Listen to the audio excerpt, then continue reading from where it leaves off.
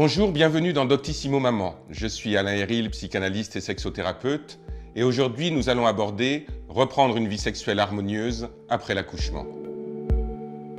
Bien souvent, pendant la grossesse, l'attention d'une femme a été portée sur le développement de son bébé à l'intérieur d'elle, même s'il y a une continuité de la sexualité pendant ce moment-là. Et puis il y a le moment de l'accouchement. Ce moment, bien sûr, est un moment particulier parce que entre l'enfant qu'on portait à l'intérieur de soi et puis l'enfant réel qu'on a en face de soi, il y a là une grande différence et il y a un investissement émotionnel et affectif qui est très particulier et qui peut, pour certaines femmes, faire en sorte que toute leur attention, je dirais même toute leur libido, est portée sur le bébé et non plus sur la vie sexuelle du couple. Alors reprendre une vie sexuelle harmonieuse après l'accouchement, bien entendu que c'est quelque chose qui est possible, mais je voudrais rappeler un certain nombre de choses qui sont des éléments tout à fait physiologiques et normaux que vit une femme après son accouchement, avant qu'elle puisse reprendre une vie sexuelle qu'on va appeler normale, et qu'on va souhaiter à cette femme comme étant harmonieuse. Donc la première chose à noter, c'est bien entendu la question du retour de couche.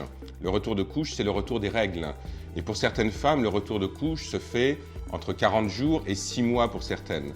Pendant ce moment-là, avant qu'il y ait le retour de couche, c'est vrai que la question de la sexualité est une question qui ne se pose pas, qui est souvent mise de côté. La femme est plutôt en lien avec son corps, plutôt en lien avec son enfant, et que dans ce moment-là, il n'a pas lieu de précipiter le fait de revenir à une sexualité. Donc c'est important aussi de pouvoir accepter d'attendre que la sexualité revienne et d'attendre que le corps de la femme soit de nouveau disponible pour la sexualité, disponible pour le désir et pour le plaisir. Et en deuxième lieu, il y a la question de l'allaitement. Beaucoup de femmes qui allaitent leur enfant sont là encore mobilisées autour du lien avec l'enfant, de ce lien très particulier, très profond, et donc vont désinvestir le lien à la sexualité ou le lien à leur compagnon pour pouvoir être complètement dans le surinvestissement du lien avec leur enfant. C'est important de dire que ça n'est pas quelque chose de pathologique, c'est tout à fait logique qu'il y ait comme un déplacement de la libido et que celle-ci, au lieu d'être consacrée essentiellement à la vie sexuelle, soit consacrée au lien maternel avec son enfant et puis aussi que la parentalité se développe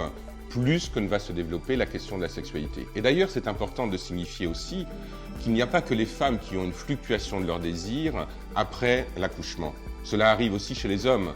Il y a des hommes pour qui l'arrivée de l'enfant est un moment où il y a une désexualisation quasiment naturelle par rapport à leur compagne. Là encore, il ne s'agit pas de dire qu'il y a quelque chose de pathologique ou que le couple est en grande difficulté. Être parent, c'est quelque chose qui s'apprend, c'est quelque chose qui se vit, et ça se vit et ça s'apprend aussi bien pour l'homme que pour la femme. Donc un homme qui va tout d'un coup, surtout lorsque c'est le premier enfant, s'apercevoir qu'il est père, vivre sa paternité, la développer, l'assumer, va mettre de côté pendant un certain temps la dimension d'amant pour pouvoir, bien sûr, la réinvestir un petit peu plus tard. Il y a donc une modification relationnelle avec l'arrivée de l'enfant. Cette modification relationnelle laisse entendre que le couple a besoin de temps, a besoin de réflexion, a besoin de faire l'expérience de la parentalité avant de se précipiter de nouveau vers une sexualité retrouvée et vers une sexualité qui soit de nouveau harmonieuse. Ceci étant, il est important aussi que le couple se pose la question de comment était la sexualité avant l'arrivée de l'enfant. Si la sexualité du couple était pauvre, bien entendu, ce n'est pas parce que l'enfant va arriver que tout d'un coup la sexualité va devenir quelque chose d'extrêmement important et d'extrêmement tonitruant. Donc par rapport à ça, le couple doit se poser la question aussi de comment est la sexualité dans le processus relationnel global et non pas simplement dans le processus parental. Donc tous ces éléments-là laissent entendre que l'arrivée d'un enfant, bien sûr, va modifier le lien à la sexualité et cela me paraît tout à fait normal.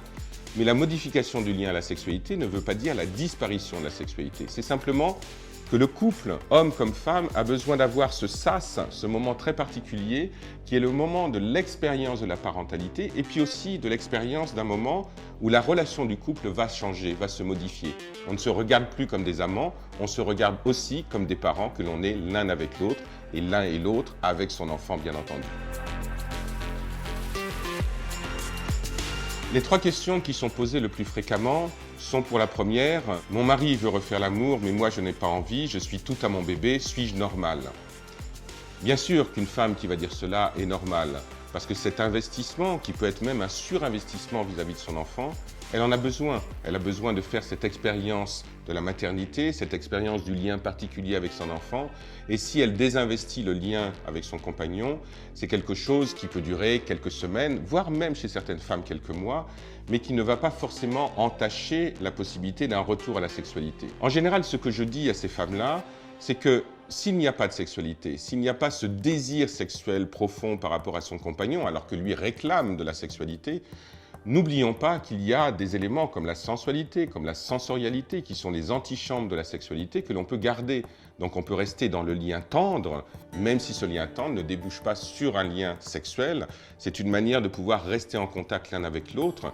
Et si la femme a besoin d'être dans un lien privilégié avec son enfant, qu'elle le soit, mais qu'elle ne perde pas cette tendresse relationnelle avec son compagnon qui est à côté d'elle aussi. Une autre question qui est posée par les femmes est la suivante. J'éprouve des sensations quasi orgasmiques en donnant le sein à mon enfant. Est-ce normal ? J'ai entendu beaucoup de femmes qui me parlaient de ça et qui étaient un petit peu gênées par cette situation. Alors ce qu'il faut dire, c'est lorsqu'une femme donne le sein à son enfant, qu'il y a un processus qui est un processus hormonal tout à fait logique et que dans ce processus hormonal, lorsque l'enfant tète le sein de sa mère, il y a une production de prolactine qui permet de pouvoir effectivement donner le sein à son enfant, qui permet de pouvoir fabriquer le lait, mais qu'il y a aussi d'autres éléments qui sont en jeu avec une production d'ocytocine, une production de dopamine et aussi le fait qu'à chaque fois que l'enfant va téter le sein, la femme peut ressentir des sensations au niveau vaginal. Donc tout ça va mettre cette femme qui donne le sein à son enfant dans une dimension, une position qu'elle va considérer comme étant extrêmement sexualisée et qui peut être gênant pour certaines femmes, surtout si elles ne sont pas au courant de ce qui peut leur arriver. Donc il n'y a pas lieu de trop sexualiser ce moment-là. C'est un moment très particulier entre la mère et l'enfant, un moment d'intimité, un moment de profonde intimité, à l'intérieur duquel il y a simplement de la sensualité extrême qui se développe et que dans ce lien-là, l'enfant fait l'apprentissage de ce qu'est l'amour, de l'amour sensuel avec sa mère, et la mère fait aussi l'apprentissage de ce qu'est l'amour de son enfant. Donc d'une certaine manière, dans ce moment très particulier, l'enfant crée la mère et la mère crée l'enfant. Une troisième question tourne autour du fait « je n'aime pas mon corps depuis mon accouchement ». Je n'ai plus de libido, est-ce que je suis en dépression postpartum ? Alors la dépression postpartum est quelque chose de très particulier qui n'implique pas forcément qu'il y ait un rapport au corps qui soit aussi défectueux que cette question le laisse entendre. Donc lorsqu'une femme n'aime pas son corps après l'accouchement et qu'elle est dans une difficulté de rapport à la sexualité, d'une difficulté de rapport à son désir, c'est tout simplement qu'elle est en train de faire le passage entre un corps de mère et puis un corps de femme qu'elle doit petit à petit reconquérir. Donc là encore, il est nécessaire de laisser passer du temps, de ne pas se précipiter sur un retour à ce qu'on vivait avant, simplement de reprendre le temps, d'être en habitude avec son corps, avec un corps qui s'est modifié, avec un corps qui a changé, et de retrouver cette amitié avec son corps qui petit à petit va se remettre en place avant que le désir puisse revenir, bien entendu. J'espère que ces quelques conseils vous auront été utiles. N'oubliez pas de vous abonner à la chaîne Doctissimo Maman. Quant à moi, je vous dis au revoir et j'espère à bientôt.